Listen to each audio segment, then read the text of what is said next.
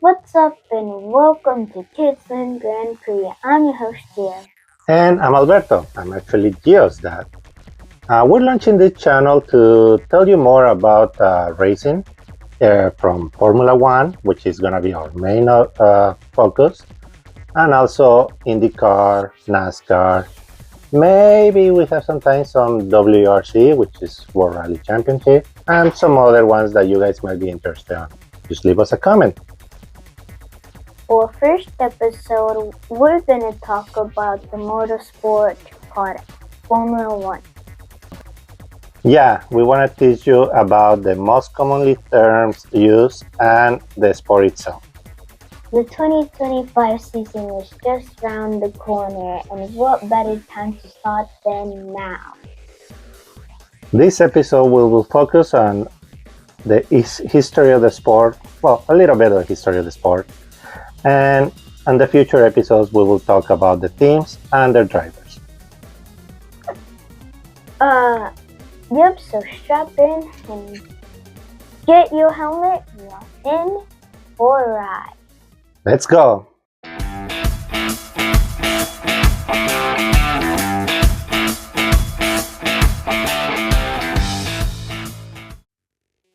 The first Formula One race was held on May 13, 1950. That was 75 years ago! Yep, we're about to start the 75th season of Formula One.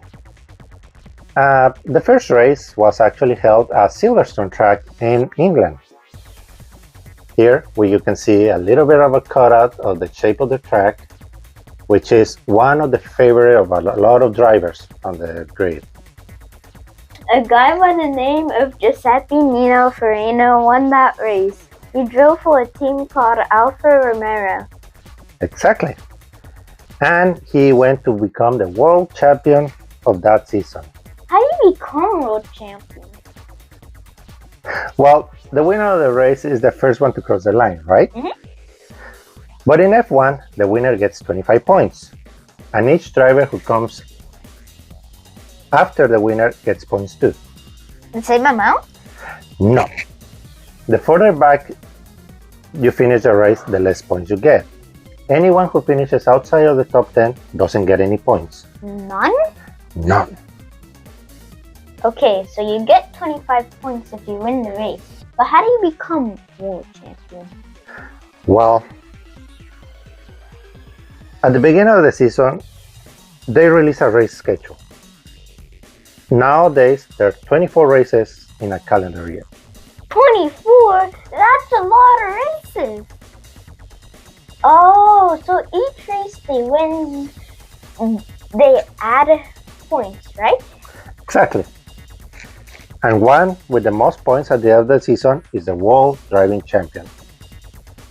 And they can win before the season ends, right? Yep. If the leader has so many points that no one can catch up, then yeah, you can be crowned champion.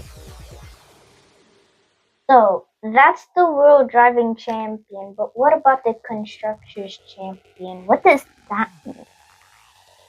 The constructors are the teams. And in today's Formula One, there's 10 teams, right? That is right, for now. And each team for 2 drivers for a total of 20 drivers on the grid. The grid is what we call the spot where the drivers line up to start a race. You got it right on the nose. So the drivers and the points, and they combine the team points to find out what team is the best. Couldn't say more perfect myself. The top teams get all the money, the lower teams rank, the less they are going to get. That is different from sponsorship money too. Yeah, each team sponsor helps to pay for equipment and mechanics and everything that a team needs to work to put their name on their car. For example, you have this McLaren F1 car. You can see it has some stickers that say DeWalt, Google Chrome, NBC. Those are all sponsors, and they all give some part of the money to their team. Okay. Oh, like Oracle sponsors Red Bull and HP sponsors Ferrari. That's correct, as you can see on my head. Oh, Oracle Red Bull Racing. Mm-hmm. Does it say HP on my hat? No, your hat is cheap. Okay. Okay. But sponsors can be for drivers only too. Like how Carlos Sainz is sponsored by Santander Bank? That is correct. Actually, he moved to a new team. He was with Ferrari. He moved to Williams, and Santander left Ferrari to go with Carlos Sainz to Williams.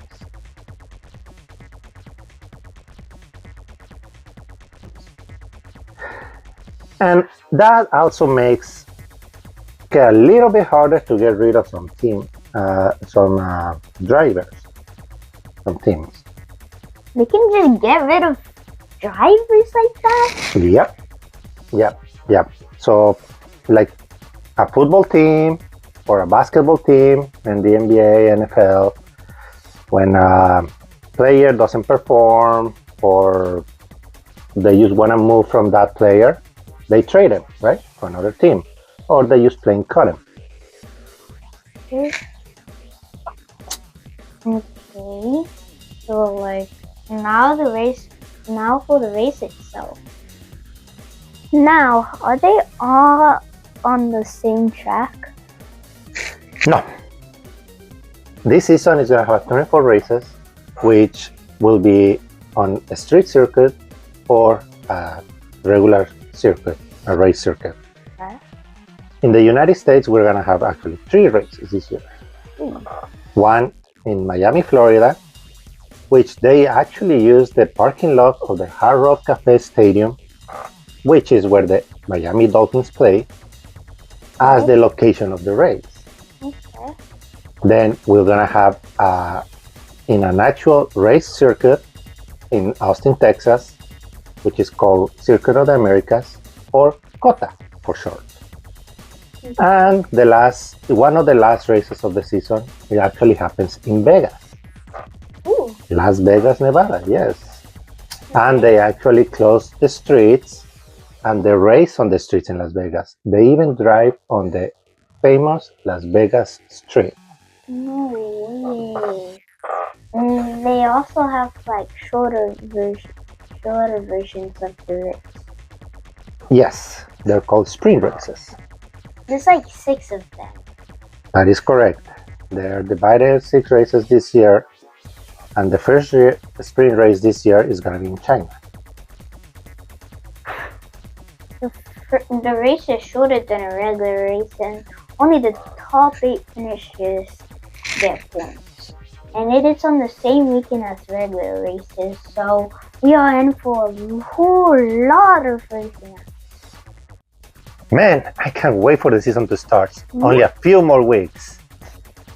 Thank you guys for joining us on our very first episode. Hope you guys enjoyed. Feel free to leave comments, like and subscribe. Next week, we'll be introducing the teams and the drivers, starting with the 2024 Constructors Champions McLaren Formula One racing team. See you next week. Bye! Bye.